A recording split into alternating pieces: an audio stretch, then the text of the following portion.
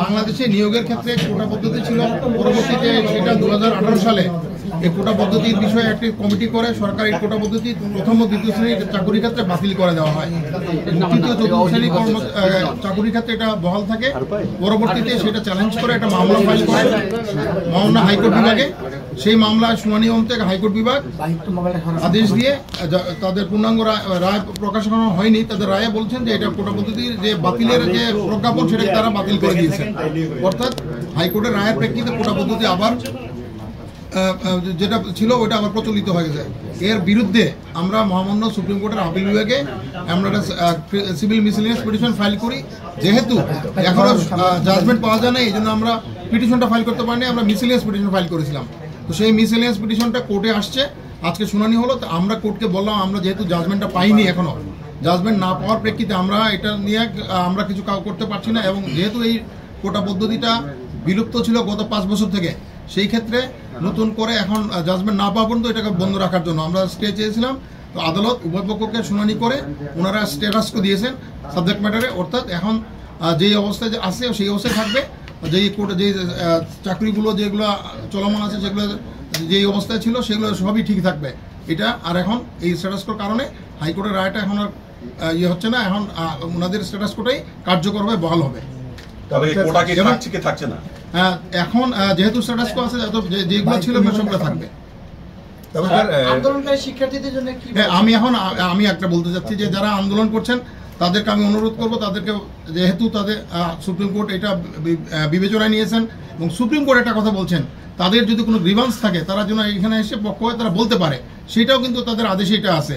অতএব এখন আর কোনো যৌক্তিক তাদের কোনো কারণ নেই, তারা অবশ্যই এটা বন্ধ করে দিবে, বন্ধ করে তাদের অবস্থানে ফিরে যাওয়া উচিত। কারণ তাদের কোনো আন্দোলন আর করার এবং জনদুর্ভোগ বাড়ানোর কোনো যৌক্তিক কারণ এখন আর নাই তাদের কাছে। আপনি বলছেন যে আগের অবস্থা এটা পুরোটা কি তার মানে কি সরকারের যে সিদ্ধান্ত সেটাই বহাল থাকলো?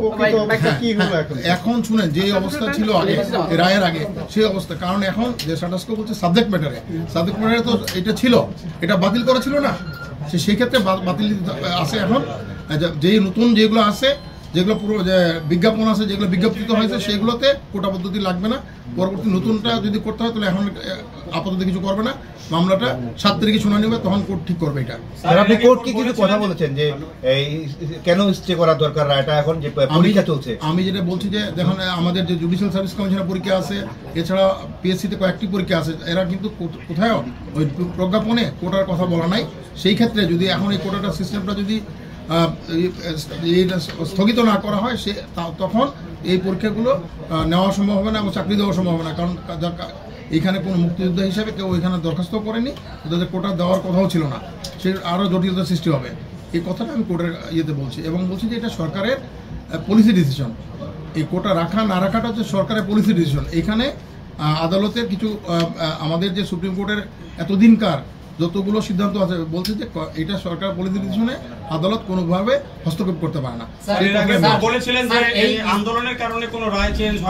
আদালত যেটা বলছেন না, আদালত যেটা বলছেন যে এর আগেও উনি বলছেন যে আমি যখন ট্রাইব্যুনালে ছিলাম সেই সময় বলছি, আমি আজকেও বলছি, সবসময় আমি এটা বলি, কোনোভাবেই আন্দোলন করে তো রায় পরিবর্তন করা যায় না। রায় পরিবর্তনটা পদ্ধতি আছে, যদি কেউ মনে করে যে এই রায়টা সঠিক হয়নি, তার যদি মনে হয় সে তখন উচ্চতর আদালতে আসতে পারে।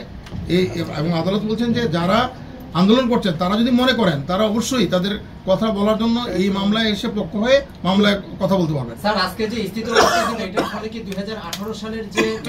আমি বলতেছি শুনেন, হ্যাঁ এখন এর প্রেক্ষিতে যে প্রক্রিয়াগুলো আছে সবগুলোতেই মেধার যারা এই কোটা পদ্ধতি যে 2018 যে সার্কুলার সেই অনুযায়ী চলবে।